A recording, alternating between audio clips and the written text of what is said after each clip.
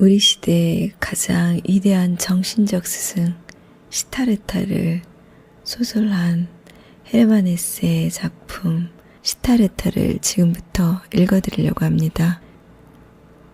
시타르타는 헤세가 거의 1년 반 동안 창작이 거의 불가능할 정도로 심한 우울증을 앓다가 정신치료를 받은 후에 발표한 작품입니다. 동서양의 정신적 유산을 시적으로 승화한 일종의 종교적 성장소설로 볼 수 있는 이 작품은 영혼을 향한 갈망과 인간의 내면을 깊이 파고드는 초월에 대한 의지로 뛰어난 정신과 아름다운 정서를 단순하고도 서정적인 문체로 담아냈습니다. 지금부터 낭독하도록 하겠습니다.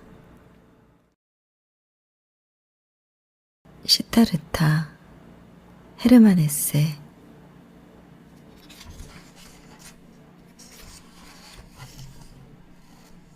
제1부. 사랑하고 존경하는 로망 롤랑.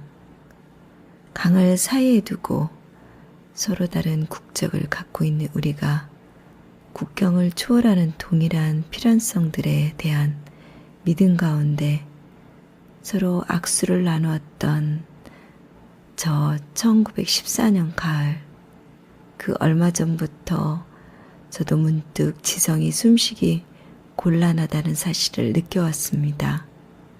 부터 줄곧 저는 당신에게 언젠가는 저의 사랑을 표하고 싶다는 소망, 그리고 그와 동시에 저의 사상계를 들여다볼 수 있는 시각과 저의 시험작을 제공하고 싶다는 소망을 품어왔습니다. 아직 완성되지 않은 한 인도의 시 제1부를 당신에게 바치오니 받아주십시오.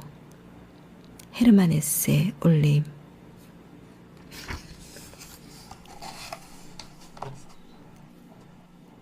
바라문의 아들. 지부 응달에서 가까이에 나룻배들이 떠있는 강가 양지 바른 곳에서 사라수의 그늘에서 무화과 나무의 그늘에서 바라문의 아름다운 아들이자 젊은 메인 시타르타는 역시 바라문의 아들인 친구 고빈다와 함께 자라났다. 강가에서 미역을 감거나 신성한 목욕 재개를 하거나 신성한 제사를 지낼 때면 그의 밝게 빛나는 어깨가 햇볕의 갈색으로 그을렸다. 망고나무 숲을 속에서 사내 아이들과 어울려 놀 때, 어머니의 노랫소리를 들을 때, 신성한 제사를 지낼 때, 학자인 아버지의 가르침을 받을 때, 나 현인들의 대화를 들을 때면 그의 새까만 눈동자 속으로 그림자가 흘러들었다. 이미 오래전부터 시타르타는 현인들의 대화에 참여하였고 고빈다와 더불어 논쟁술을 익혔으며 고빈다와 함께 깊이 숙고하는 기술과 침잠하는 자세를 익혔다. 이미 그는 말 중에 말인 옴을 소리내지 않고 발할 수가 있었으니 영혼을 한 군데에 모으고 명석하게 사고하는 정신의 광채로 이 말을 둘러싸게 한 채 숨을 들이쉴 때에는 소리내지 않고 자신의 안쪽에 대고 말할 수 있었고 숨을 내쉴 때면 소리내지 않고 자신의 바깥쪽으로 말할 수 있었던 것이다. 벌써 그는 자기 존재의 내면 속에 삼라만상과 하나이자 불멸의 존재인 아트만이 있음을 알 수 있었던 것이다.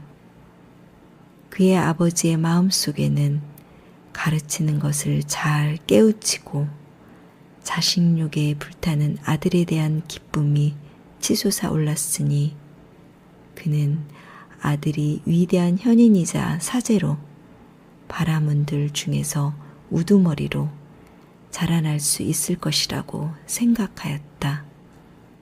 그의 어머니의 가슴 속에는 아들의 모습을 볼 때마다 날씬한 두 다리로 자신만만하게 걸으며 예의를 완벽하게 갖추고 자기에게 인사를 올리는 강하고 아름다운 아들 시타르타가 늠름하게 걷는 모습을 볼 때마다 아들이 앉거나 일어서는 모습을 볼 때마다 환희가 샘솟았다. 바라문의 젊은 딸들의 심장 속에는 시타르타가 반짝반짝 빛나는 이마와 왕 같은 눈매, 늘씬한 허리를 뽐내며 도시의 이 거리 저 거리를 지나다닐 때마다 사랑의 감정이 용솟음쳤다. 하지만 누구보다 더 그를 사랑한 사람은 그의 친구이자 바라문의 아들인 고빈다였다. 그는 시타르타의 눈매와 고운 목소리를 사랑하였으며 그는 시타르타의 걸음걸이와 완벽하게 예의를 갖춘 행동거지를 사랑하였으며 그는 시타르타가 말하고 행한 모든 것을 사랑하였다. 그리고 그가 가장 많이 사랑한 것은 무엇보다도 시타르타의 정신, 고매하고 불처럼 활활 타오르는 사상, 불타는 듯한 의지, 그리고 드높은 소명감이었다. 고빈다는 시타르타가 결코 평범한 바라문이나 형편없이 썩어빠진 제사관, 주문이 적힌 부적을 갖고 다니는 탐욕스런 장사꾼, 또는 겉만 그럴싸하고 속은 텅 비어 있는 변설가나 사악하고 교활하기 짝이 없는 사제, 그리고 수많은 양떼 사이에 있는 그저 순하고 미련한 한 마리의 양이 되지는 않으리라는 것을 알고 있었다. 그렇다. 고빈다 역시 그런 존재, 허다한 그런 바라문이 되고 싶지는 않았다. 그는 자기가 사랑하는 훌륭한 인간인 시타르타를 따르고자 하였다.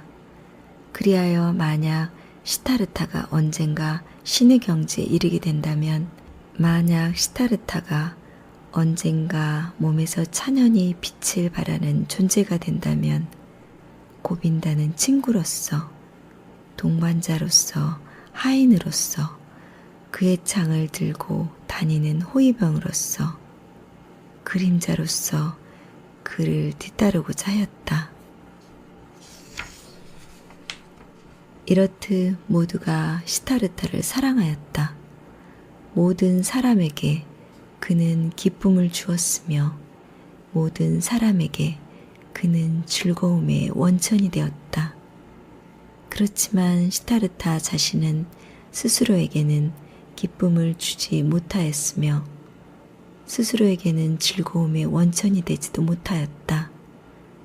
무화과나무 정원에 나 있는 장밋빛 길을 걸을 때나 깊은 생각에 잠겨 숲을 속의 푸른 그늘 속에 앉아 있을 때, 날마다 속죄를 위해 자신의 팔다리를 씻어내릴 때나, 모든 사람에게 사랑을 받고 모든 사람들이 기쁨이 되어 예의 바르고 품이 있는 몸가짐으로 녹음이 우거진 망고나무 수풀에서 제사를 드릴 때에도 정작 그는 전혀 기쁘지 않았다. 꿈들과 끊임없는 생각들이 강의 물결로부터 흘러들어왔고 밤하늘의 별들로부터 반짝반짝 빛을 내며 왔고 태양의 빛으로부터 녹아내려왔다. 꿈들과 영혼의 불안함이 그에게 제사를 올릴 때 연기처럼 무럭무럭 피어오르며 다가왔고 리그베다의 시구로부터 풍겨왔으며 늙은 바라문들의 가르침으로부터 방울방울 떨어지며 다가왔다. 시타르타는 내면에 불만의 싹을 키우기 시작하였다. 그는 아버지나 어머니의 사랑, 또한 친구인 고빈다의 사랑도 언제나 그리고 영원토록 자신을 행복하게 하여 주지도, 자신을 달래주지도, 자신을 흡족하게 하여 주지도, 자신을 만족시켜 주지도 못하리라는 것을 느끼기 시작하였다. 그는 존경할 만한 아버지와 그 밖에 여러 스승들, 즉 지혜로운 바라문들이 자기에게 그들이 갖고 있는 최고의 지혜를 대부분 전달하였으며 그들의 풍부한 지식을 자기가 기대하고 있는 그릇 속에 어쩌면 이미 다 부어 넣었는데도 그 그릇은 가득 차지 않았고 정신은 만족을 얻지 못하였으며 영혼은 안정을 얻지 못하고 마음은 진정되어 있지 않다는 것을 어렴풋이 느끼기 시작하였다. 목욕 재개라는 것은 좋은 일이었지만 그것은 물에 불과할 뿐 죄업을 씻어주거나 정신의 갈증을 풀어주지 못하였으며 마음의 불안을 해소시켜 주지도 못하였다.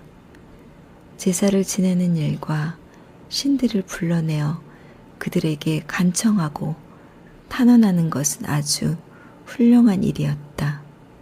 하지만 그것이 전부일까? 제사가 행복을 줄까? 그리고 그것이 신들과 무슨 상관이 있을까? 세상을 창조한 것은 정말로 프라야 파티일까? 세상을 창조한 것은 유일자이자 단독자인 아트만이 아닐까?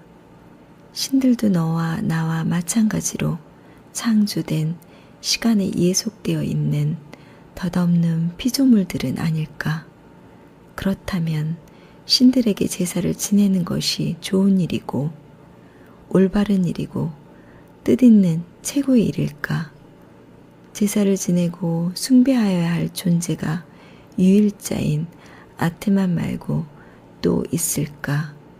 그렇다면 아트만을 어디에서 찾을 수 있으며 그것은 도대체 어디에 살고 있으며 그것의 영원한 심장은 어디에서 고동치고 있는가? 그것은 각자가 자기 내면에 지니고 있는 가장 내적이자 불멸의 것, 즉 바로 자기 자신의 자아 속에서 고동치고 있는 것이 아닐까.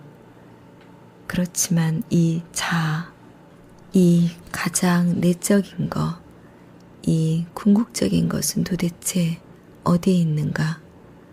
가장 지혜로운 현인들은 그것이 살이나 뼛속에 있는 것도 아니고 생각 속에 있는 것도 의식 속에 있는 것도 아니라고 가르쳤다. 어디에? 그렇다면 그것은 도대체 어디에 있다는 말인가? 그곳으로 자아를 향하여 나에게로 아트만에게로 나아가는 어떤 다른 길, 애써 추구할 만한 보람이 있는 길이 있을까? 아, 그런데 슬프게도 아무도 이 길을 알려주지 않았으며 그 길을 아는 사람이 아무도 없었으니 아버지도 스승인 현인들도 그리고 제사를 지낼 때 부르는 신성한 노래들도 그 길을 알지 못하였던 것이다.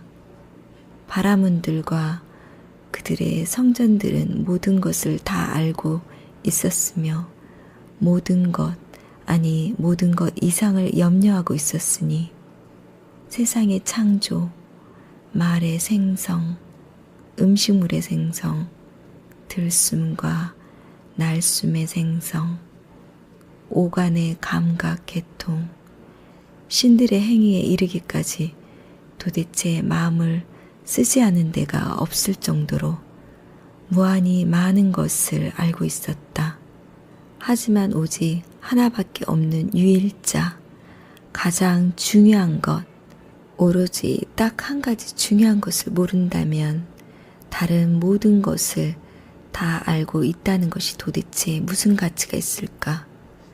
물론 성전들 속에 들어있는 수많은 시구들, 특히 그 중에서도 사마베다의 우파니샤드에는 가장 내적이고 궁극적인 세상에 관하여 이야기한 훌륭한 시구들이 많이 있다. 그대의 영혼이 온 세상이니라 라고 거기에는 적혀 있으며, 또한 인간은 잠을 잘 때, 깊은 잠에 빠졌을 때 자신의 가장 깊은 내면 세계에 몰입할 수 있고 아트만 속에서 살 수 있다고도 적혀 있다. 그 시구들에는 경탄을 금할 수 없는 놀라운 지혜가 쉬어 있으며 가장 지혜로운 현인들이 모아놓은 온갖 지식이 마치 꿀벌들이 모은 꿀처럼 순수하게 마법의 언어로 적혀 있다. 그렇다. 무수히 많은 세대에 걸쳐 지혜로운 바라문들에 의해 축적되고 보존되어 온 이 어마어마한 인식이 결코 무시될 수는 없는 노릇이다.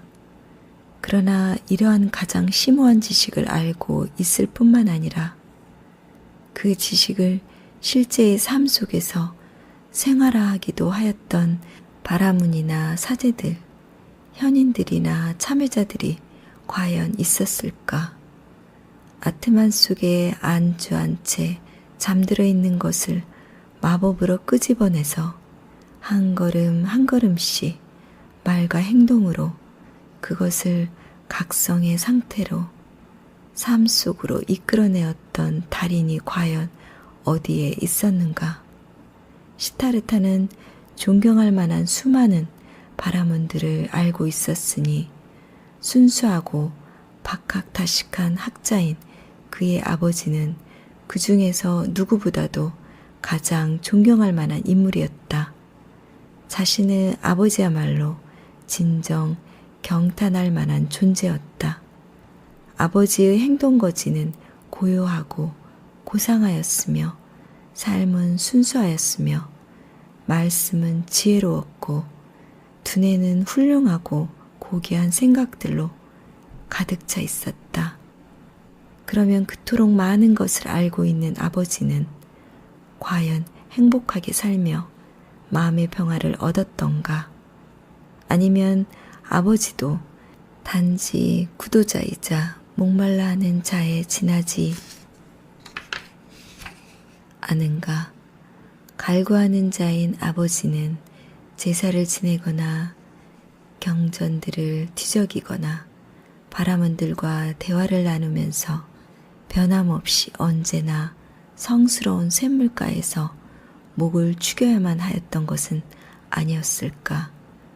무엇 때문에 아무 흠잡을 데 없는 아버지가 날이면 날마다 죄업을 씻어내야만 하며 날이면 날마다 스스로를 정화시키려고 애써야만 하며 날이면 날마다 똑같은 그 일을 새삼스럽게 반복하여야만 하였을까? 아버지의 내면에는 아트만이 존재하지 않으며 아버지의 마음속에는 근원적인 샘물이 흐르지 않은가? 그것을 그러니까 바로 자기 자신의 자아 속에 있는 근원적인 샘물을 찾아내어야만 하며 바로 그것을 자기 자신의 것으로 만들어야만 하는 것이다. 그 밖에 다른 모든 것은 탐색하는 것이요 우회하는 길이며 길을 잃고 방황하는 데 불과하다. 시타르타의 생각들은 이러한 것이었으니 이것이 그의 목마름이었고 이것이 그의 고뇌였다. 그는 자주 찬도기와 우파니샤드 속에 있는 말들을 암송하곤 하였다. 진실로 바라문이라는 이름이야말로 마야의 베일에 가려 은폐된 진정한 현실이니라. 진실로 이것을 아는 자는 날마다 천상의 세계에 들어가느니라. 그 천상의 세계가 가까워지는 것처럼 보일 때가 자주 있었으나 그는 한 번도 그 천상의 세계에 온전히 도달한 적이 없었으며 한 번도 궁극적인 목마름을 해소하지 못하였다. 그리고 가르침을 받는 기쁨을 누리게 해준 모든 현인들 중에 그 누구도 가장 지혜로운 현인들조차도 그 천상의 세계에 온전히 도달하지 못하였으며 그 영원한 목마름을 완전히 해소하지도 못하였다. 고빈다, 시타르타는 자기 친구에게 말하였다. 사랑하는 친구 고빈다, 함께 무화과 나무 밑으로 가서 침잠 수련을 하세.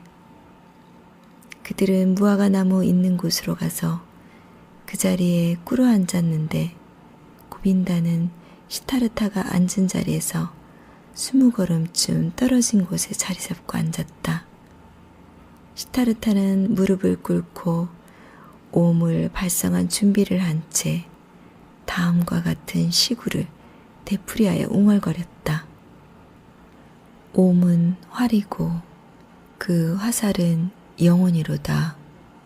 바라문은 화살의 관역이니 그 관역을 어김없이 맞추어야 하느니라. 여느 때와 같은 침잠 수련 시간이 지났을 때 고빈다는 몸을 일으켰다.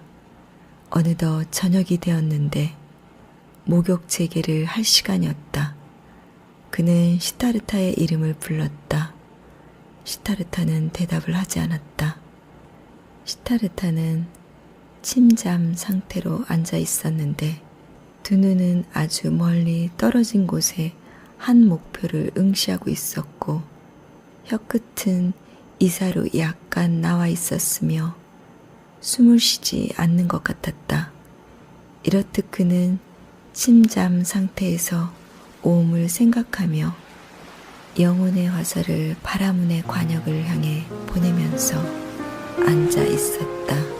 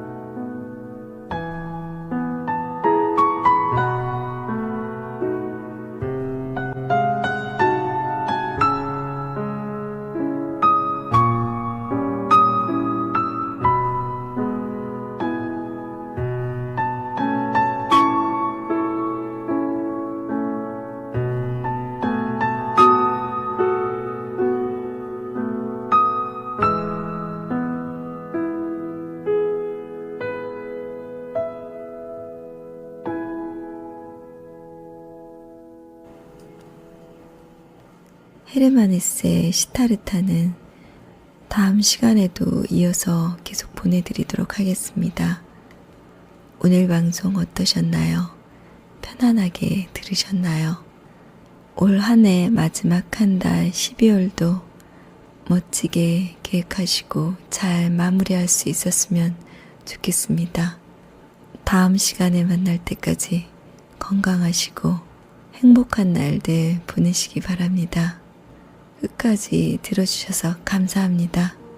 다음 시간에 다시 찾아뵙겠습니다. 잘 자요.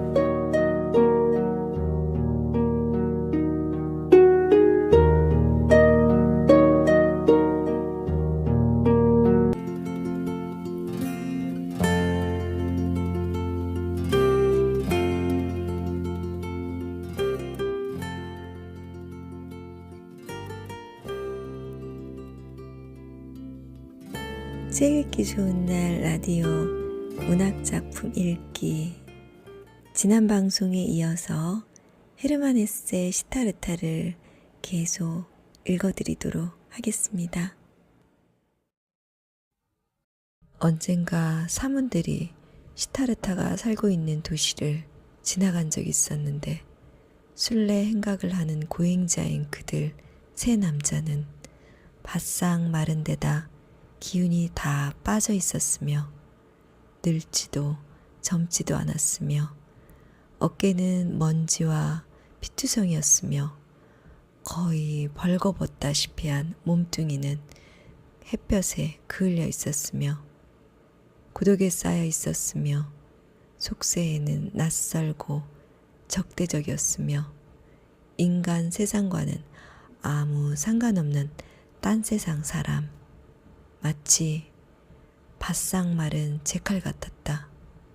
그러나 그들의 뒤에서는 소리 없는 정열의 향기가, 자기를 파괴하는 헌신의 향기가, 가차 없는 자기 초탈의 향기가 바람결에 확 풍겨왔다. 그날 저녁 명상을 끝낸 후 시타르타는 고빈다에게 이렇게 말하였다. 친구, 내일 아침 일찍 시타르타는 사문들에게 갈 것이네. 시타르타는 사문이 될 것이네. 고빈다는 그 말을 들었을 때 그리고 자기 친구의 확고부동한 얼굴에서 마치 이미 시위를 떠난 화살처럼 도저히 어쩔 수 없는 굳은 결심을 보았을 때 얼굴이 새하얗게 질렸다. 그러나 그와 동시에 고빈다는 한눈에 곧바로 다음과 같은 사실을 깨닫게 되었다. 이제 마침내 일이 터지고 만 것이다. 이제 시타르타는 자기 길을 가는 것이다. 이제 그의 운명은 싹트기 시작하고 그의 운명과 더불어 나의 운명도 싹트기 시작한 것이다. 고빈다의 얼굴은 흡사 말라 비틀어진 바나나 껍질처럼 새하얗게 되어버렸다. 오 시타르타, 그는 부르짖었다. 자네 아버님께서 그것을 허락해 주실까? 시타르타는 마치 깨달음을 얻은 사람 같은 눈초리로 그를 바라보았다. 화살처럼 재빠르게 그는 고빈다의 영혼을 읽었으며 고빈다의 불안한 마음을 읽었으며 고빈다가 체념하였음을 알아챘다. 오 고빈다, 그는 나지막히 말하였다. 우리 쓸데없는 말은 그만두기로 하세. 내일 동이 트는 대로 나는 사문의 생활을 시작할 것이네. 이 문제에 대해서는 더 이상 여러 말 말아주게나.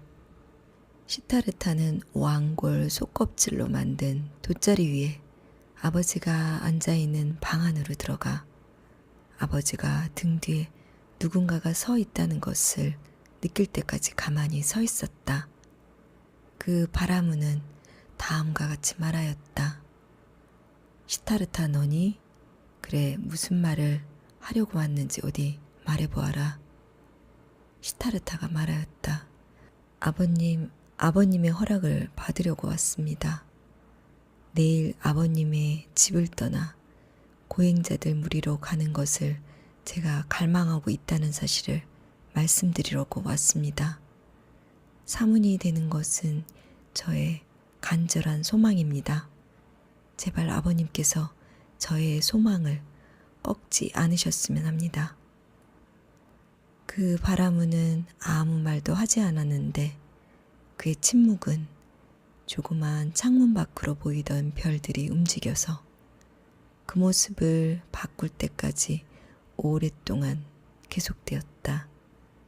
아들은 아무 말 없이 미동도 하지 않고 팔짱을 낀 채 서 있었고 아버지는 아무 말 없이 미동도 하지 않은 채 돗자리 위에 앉아 있었으며 별들은 하늘에서 운행을 계속하고 있었다.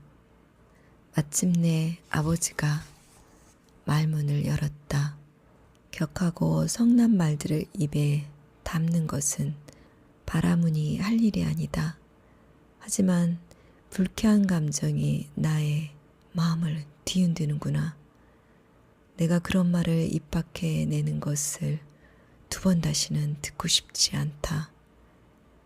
그 바라문은 서서히 몸을 일으켰고 시타르타는 팔짱을 낀 채 묵묵히 서 있었다. 무엇을 기다리고 있느냐? 아버지가 물었다. 시타르타가 말하였다. 아버님께서는 알고 계십니다. 언짢은 마음으로 아버지는 방을 나섰으며 언짢은 마음으로 아버지는 침상을 찾더니 거기에 들어누웠다. 1시간이 지났는데도 눈을 붙일 수가 없자 그 바라문은 자리에서 일어나 이리저리 몇 발자국 걷다가 집에서 나왔다. 작은 창문을 통하여 그는 방 안을 들여다보았다. 거기에 시타르타가 꼼짝도 하지 않고 팔짱을 낀 채 서 있는 것이 보였다. 시타르타가 입고 있는 밝은 빛깔의 겉옷이 희미하게 창백한 빛을 내고 있었다. 마음속에 불안을 느끼면서 아버지는 다시 잠자리로 되돌아왔다. 1시간이 지나도 또 눈을 붙일 수가 없자 그 바라문은 다시 일어나서 이리저리 몇 발자국 걷다가 집 앞으로 나왔다. 달이 이미 떠올라 있는 것이 보였다. 방의 창문을 통해 안을 들여다보니 시타르타는 여전히 꼼짝도 하지 않고 팔짱을 낀 채 서 있었다. 달빛이 앙상하게 드러난 그의 종아리를 비추고 있었다. 근심스러운 마음으로 아버지는 다시 잠자리를 찾았다. 그리고 1시간이 지나서 또다시 나와보고 2시간 지나서 또다시 나와보아도 조그만 창 사이로 시타르타가 달빛 속에 별빛 속에 어둠 속에 서 있는 것이 보였다. 그렇게 1시간마다 계속 아버지는 나와서 말없이 방 안을 들여다보았으며 그때마다 꼼짝 않고 서 있는 아들을 보았다. 그러자 아버지의 마음은 분노로 가득 찼으며 아버지의 마음은 불안으로 가득 찼으며 아버지의 마음은 두려움으로 가득 찼으며 아버지의 마음은 고뇌로 가득 찼다. 그리고 동이 트기 전 밤이 막바지에 이른 시간이 되어 아버지는 다시 돌아와 마침내 아들이 있는 방 안으로 들어갔다. 키가 커 보이고 마치 낯선 사람처럼 보이는 젊은이가 서 있는 것이 보였다. 시타르타야, 아버지가 말하였다. 무엇을 기다리고 있느냐? 아버지께서는 알고 계십니다. 날이 새고 정오가 되고 저녁이 될 때까지 언제까지나 그렇게 서서 기다릴 셈이냐? 저는 서서 기다릴 것입니다. 시타르타야, 넌 지치게 될 것이다. 저는 지치게 될 것입니다. 시타르타야, 넌 잠이 들게 될 것이다. 저는 잠들지 않을 것입니다. 시타르타야, 넌 죽게 될 것이다. 저는 죽게 될 것입니다. 그러면 넌 아비의 말을 따르느니 차라리 죽겠다는 거냐? 시타르타는 항상 아버님의 말씀을 따라왔습니다. 그러면 너의 계획을 포기하겠다는 거냐? 시타르타는 아버님이 말씀하시는 것을 행하게 될 것입니다. 아침에 첫 햇살이 방 안에 들어왔다. 그 바라무는 시타르타의 무릎이 가볍게 떨리는 것을 보았다. 시타르타의 얼굴에서는 아무런 떨림도 볼 수 없었으며 시타르타의 두 눈은 먼 곳을 바라보고 있었다. 그때 아버지는 시타르타의 마음이 이제 더 이상 자기 곁이나 고향에 머무르고 있지 않다는 것을, 시타르타가 이제는 이미 자기를 떠나버렸다는 것을 깨달았다. 아버지는 시타르타의 어깨를 만졌다. 너는, 아버지가 말하였다. 숲속으로 들어가 사문이 되어도 좋다. 내가 숲속에서 연락을 얻거든. 와서 나에게 연락을 가르쳐다오. 내가 환멸을 느끼게 되면 다시 돌아와 우리와 함께 신들께 제사를 올리자꾸나. 이제 가서 어머니에게 작별의 입맞춤을 하고 내가 가는 곳을 말씀드리거라. 이제 강에 가서 목욕제기를 할 시간이구나. 그는 아들의 어깨에서 손을 떼고는 밖으로 나갔다. 시타르타는 발걸음을 떼려고 할 때 옆으로 휘청거렸다.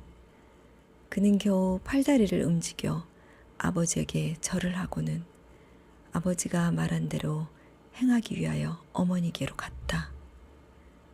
날이 새자마자 시타르타가 뻣뻣한 다리를 이끌고 느릿느릿한 걸음으로 아직 고요 속에 잠든 그 도시를 떠나려고 하였을 때 외딴 오두막에서 웅크리고 있던 한 그림자가 벌떡 일어나더니 그 순례자에게 따라붙었다. 고빈다였다. 자네가 왔군. 시타르타는 말하면서 미소를 지어 보였다. 그래, 내가 왔네. 고빈다가 말하였다. 사문들과 함께 지내다. 그날 저녁에 두 사람은 그 고행자들, 즉 뼈만 앙상한 사문들을 따라잡았다. 그리고 그들에게 동행하고 싶다는 의사를 내보이면서 그들의 말에 순종하겠노라고 하자 그들은 두 사람을 받아들여 주었다. 시타르타는 입고 있던 옷을 거리의 한 가난한 바라문에게 주어버렸다. 그는 이제 띠로 겨우 치부만을 가린 채 바느질도 하지 않은 흑빛의 배를 겉에 걸쳐 입고 있었다. 그는 하루에 딱 한 끼만 식사를 하였으며 게다가 익힌 음식은 결코 입에 대지 않았다. 그는 15 동안 단식을 하였다. 그는 28해 동안 단식을 하였다. 허벅지와 보레살이 쑥 빠졌다.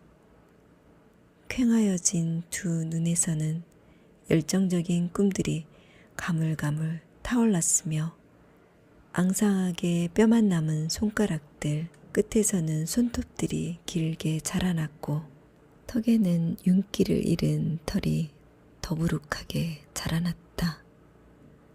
여자들과 마주칠 때면 그의 눈빛이 얼음처럼 차가워졌으며 도시를 지나다 아름답게 치장한 사람들을 볼 때면 그의 입은 멸시의 감정으로 일그러졌다.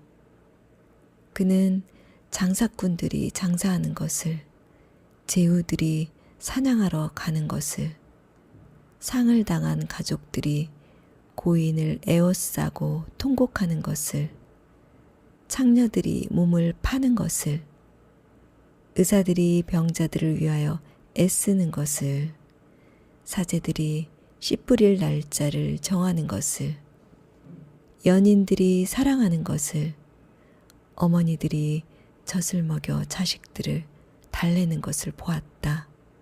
그렇지만 이 모든 것은 그에게는 볼만한 가치가 없는 것이었으니 모든 것이 속임투성이었고 모든 것이 악취를, 모든 것이 지독한 거짓의 악취를 풍겼으며 모든 것이 그럴싸하게 속여 마치 참뜻과 행복과 아름다움이 있기라도 하는 것처럼 믿게 하였으며 모든 것이 부패하여 있었다. 그러나 사람들은 모든 것이 부패하여 있다는 것을 시인 아래 들지 않았다. 세상은 쓴맛이 났다. 인생은 끊임없이 지속되는 극심한 고통이었다. 시타르타 앞에는 한 목표, 오직 하나뿐인 목표가 있었으니 그것은 모든 것을 비우는 일이었다. 갈증으로부터 벗어나고 소원으로부터 벗어나고 꿈으로부터 벗어나고 기쁨과 번뇌로부터 벗어나 자기를 비우는 일이었다. 자기 자신을 멸각시키는 것, 자아로부터 벗어나 이제 더 이상 나 자신이 아닌 상태로 되는 것, 마음을 텅 비운 상태에서 평정함을 얻는 것, 자기를 초탈하는 사색을 하는 가운데 경이로움의 마음을 열어놓는 것, 이것이 그의 목표였다. 만약 일체의 자아가 극복되고 사멸된다면, 만약 마음속에 있는 모든 욕망과 모든 충동이 침묵한다면 틀림없이 궁극적인 것, 그러니까 존재 속에 있는 가장 내밀한 것, 이제 더 이상 자아가 아닌 것, 그 위대한 비밀이 눈뜨게 될 것이었다. 수직으로 내리쬐는 햇빛 아래에서 시타르타는 너무나 고통스러운 나머지 벌겋게 달아오른 채 아무 말 없이 서 있었다. 마침내 이제 더 이상 고통도 갈증도 느끼지 않을 때까지 그는 서 있었다. 우기에도 그는 아무 말 없이 서 있었는데 물방울이 그의 머리카락으로부터 얼어붙은 어깨를 타고 얼어붙은 엉덩이와 다리를 타고 뚝뚝 떨어졌지만 그런데도 그 속죄자는 어깨와 다리들이 더 이상 얼어붙지 않을 때까지 그것들이 아무 반응도 보이지 않고 진정될 때까지 그대로 서 있었다. 아무 말 없이 그는 가시덤불 속에 웅크리고 앉아 있기도 하였는데 화끈거리는 살갗에서는 피가 뚝뚝 떨어져 내렸고 골문 상처에서는 고름이 흘러내렸다. 그런데도 시타르타는 더 이상 피가 흘러내리지 않고 더 이상 무언가가 찌른 듯이 아프지 않고 더 이상 화끈거리지 않게 될 때까지 꼿꼿하게 꿈쩍도 하지 않고 한자리에 머물러 있었다. 시타르타는 정자를 하고서 호흡을 줄이는 법을 배웠으며 호흡을 거의 하지 않고서도 버텨나가는 법을 배웠으며 호흡을 아예 멈춰버리는 법을 배웠다. 그는 맨 처음 호흡을 진정시키는 법을 배우는 것을 시작으로 심장의 박동을 진정시키는 법을 배웠으며 심장의 박동수를 줄여나가는 법을 배웠는데 마침내 심장의 박동수가 점차 줄어들어 심장의 박동이 거의 없는 경지에까지 이르게 되었다. 시타르타는 사문들 가운데 최연장자의 가르침을 받아 새로운 사문의 규칙들에 따라서 자기 초탈 수련을 하였으며 침잠 수련을 하였다. 외가리 한 마리가 대나무 숲 위를 날아가고 있었다. 그러자 시타르타는 외가리를 자신의 영혼 속에 맞아들여서 스스로 한 마리의 외가리가 되어 숲과 산 위를 날아올랐으며 물고기들을 잡아먹었으며 외가리가 겪는 배고픔을 겪었으며 외가리가 내는 울음소리를 냈으며 외가리가 겪는 것 같은 죽음을 겪었다. 죽은 제칼 한 마리가 모래 해변에 쓰러져 있었다. 그러자 시타르타의 영혼은 그 제칼의 시체 속으로 미끄러져 들어가 죽은 제칼이 되어 해변에 누워 있었으며 몸이 부풀어 오르고 악취를 풍기며 썩어갔다. 그러다가 하이에나들한테 갈갈이 찢기고 콘돌들에게 뜯겨 껍질이 벗겨지고 뼈다귀만 남았다가 먼지가 되어 들판으로 흩날려가 버렸다. 그런 다음 시타르타의 영혼이 다시 돌아왔는데 그것은 이미 한 번 죽어서 썩어 없어져 보고 먼지가 되어 흩날려 본 적이 있으며 윤회의 슬픈 황홀경을 맛본 영혼인 터인지라 새로운 갈증 속에서 마치 사냥꾼처럼 윤회의 수레바퀴로부터 벗어날 수도 있고 인과응보가 끝날 수도 있으며 고통 없는 영겁이 시작될 수도 있는 그런 빈틈을 학수고대하고 있었다. 그는 자기의 감각을 죽였고 자기의 기억을 죽였다. 그는 자신의 자아로부터 슬그머니 빠져나와 수천 가지의 낯선 형체들 속으로 미끄러져 들어갔으며 짐승이 되고 썩은 고기가 되고 돌이 되고 나무가 되고 물이 되었다.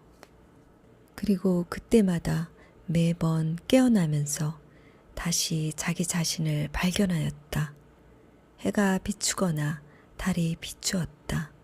그는 다시 자아로 돌아와 있었으며 윤회의 사슬을 벗어나지 못한 채 발버둥치고 있었으며 갈증을 느꼈으며 그 갈증을 극복하였으며 또다시 새로운 갈증을 느꼈다.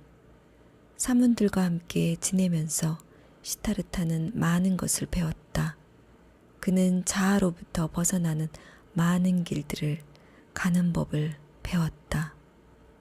그는 고통을 통하여 자발적으로 고뇌를 감내함으로써 그리고 고통과 굶주림과 갈증과 피로와 권태를 극복함으로써 자기 초탈의 길을 갔다. 그는 명상을 함으로써 그리고 온갖 사념들로부터 생기는 감각적인 사고를 마음으로부터 비움으로써 자기 초탈의 길을 갔다. 그리고 그 밖에 이런저런 길들을 가는 법들을 배웠다. 수천 번이나 그는 자기 자신의 자아를 떠났으며 몇 시간이고 며칠이고 비하의 경지에 머물렀다. 그러나 그러한 길들은 비록 자아로부터 멀리 떨어진 곳으로 통하기는 하지만 그 끝은 언제나 자아로 되돌아오는 그런 길들이었다. 시타르타는 수천 번씩이나 자아로부터 도망쳐 나와서 무의 세계 속에 잠시 머물러 보기도 하고 짐승 속에 또는 돌 속에 잠시 머물러 보기도 하였지만 자아로 되돌아오는 것은 도저히 피할 도리가 없었으며 시간의 속박으로부터 도무지 빠져나올 수가 없었으니 그도 그럴 것이 그는 햇빛 속에서도 달빛 속에서도 그늘 속에서도 또는 빛 속에서도 또다시 자기 자신을 발견하였고 또다시 자아가 시타르타가 되어 있었으며 또다시 고통스러운 윤회의 업보를 느꼈기 때문이다. 그의 곁에는 그의 그림자인 고빈다가 살면서 그와 똑같은 길들을 갔으며 그와 똑같은 고초들을 겪었다.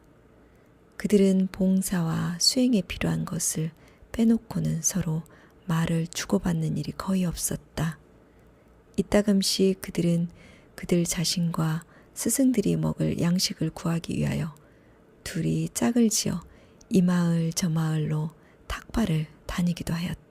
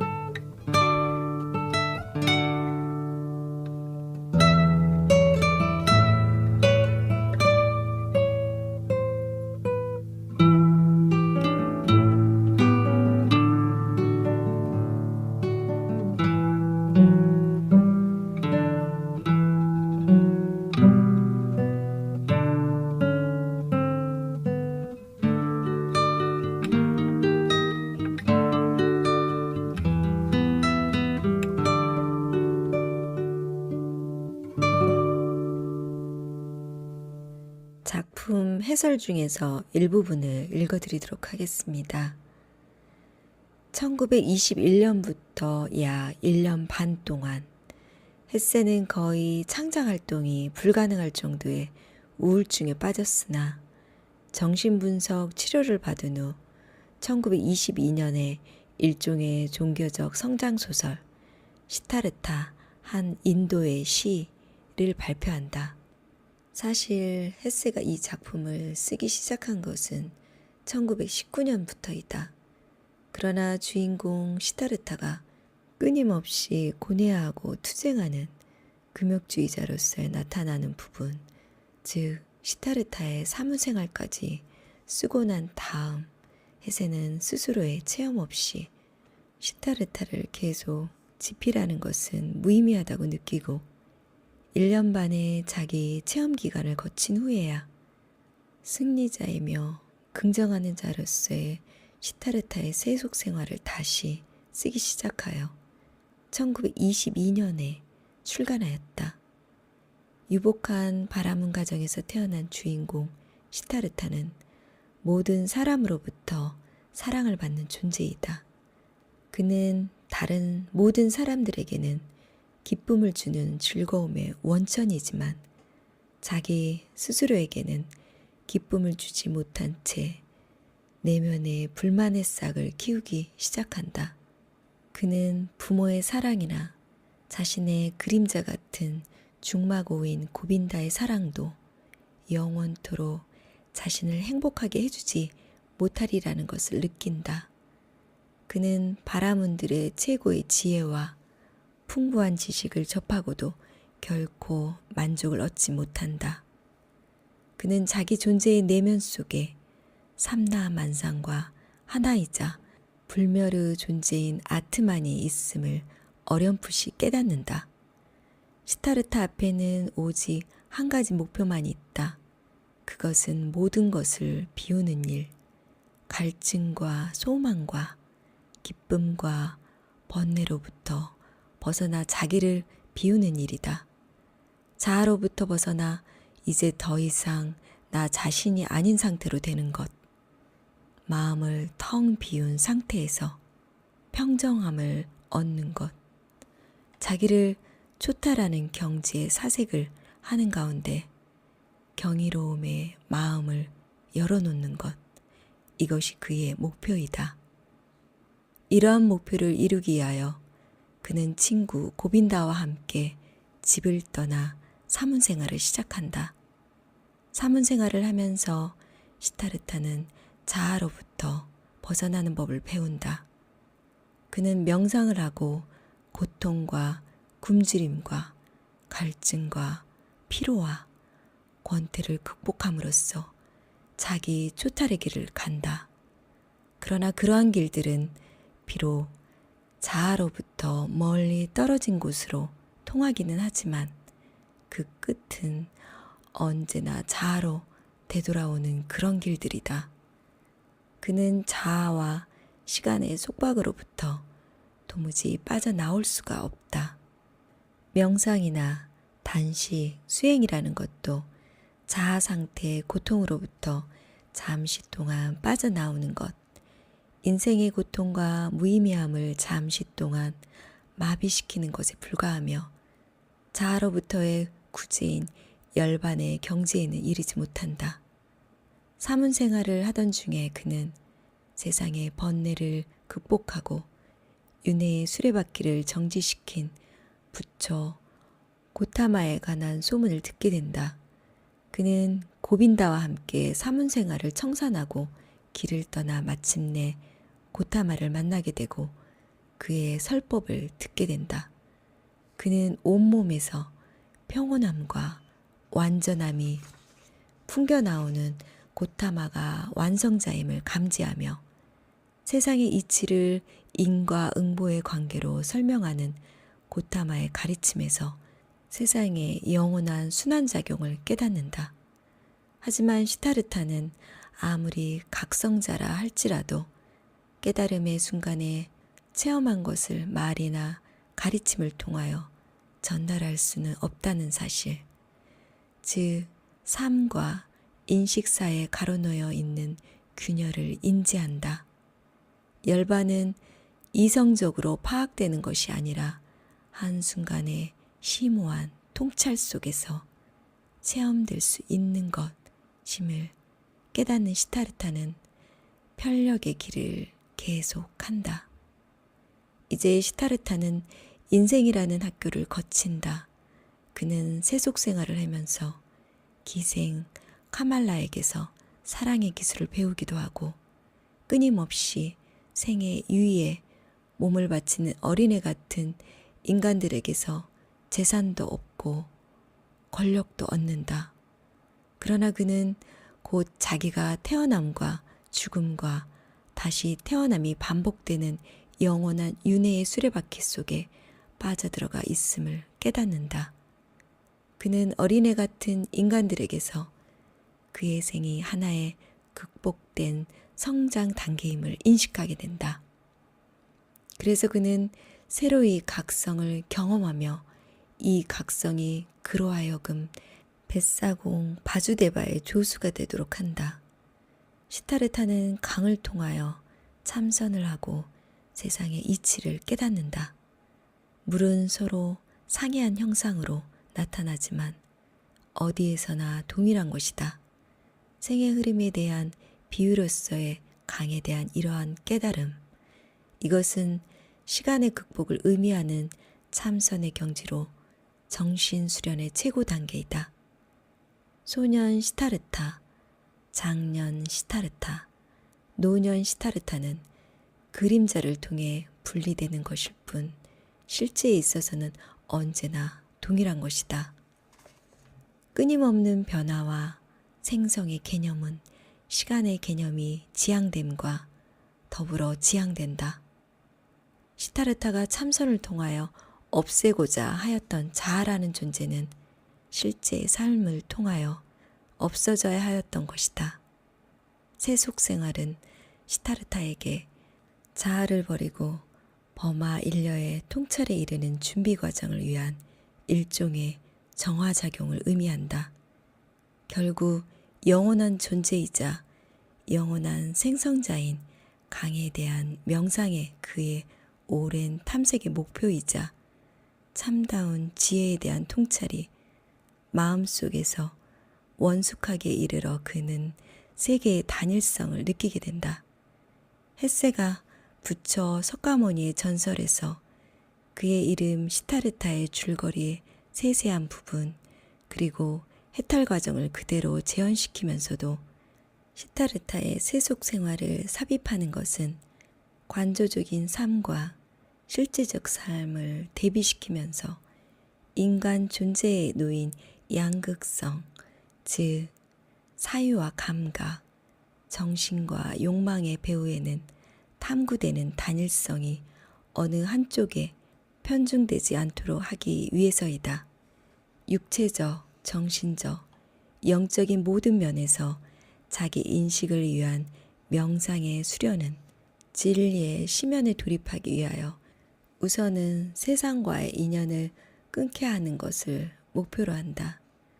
그러나 참선의 경지에서 수련을 닦는 자는 자기 내부와 마찬가지로 외부도 인정하며 가시적이고 물질적인 현실 속에서도 신을 인식한다.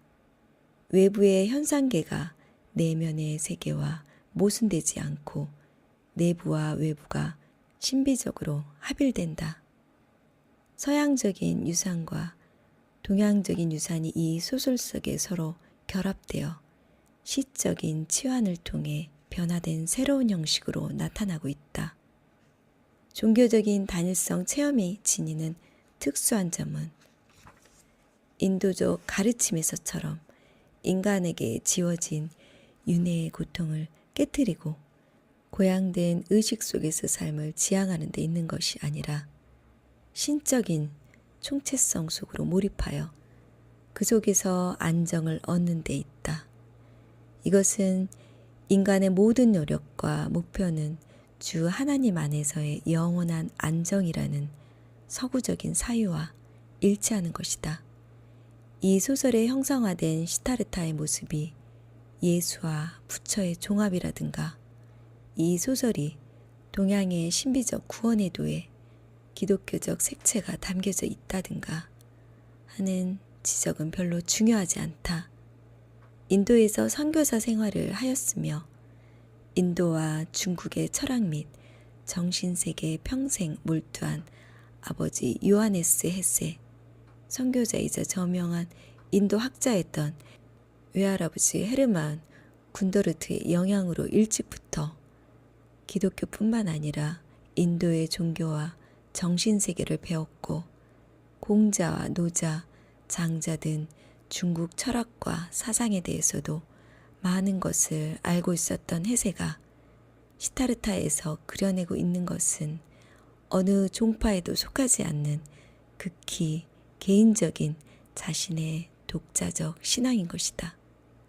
시타르타는 사랑을 무엇보다도 중요한 것으로 여긴다. 이 세상과 자기 자신과 모든 존재를 사랑과 경탄하는 마음과 경외심을 가지고 바라볼 수 있는 것, 오직 그것만이 중요할 뿐이다. 신적인 총체성을 완성하는 이러한 사랑이야말로 시타르타가 지니는 고유하고도 본질적인 면이다.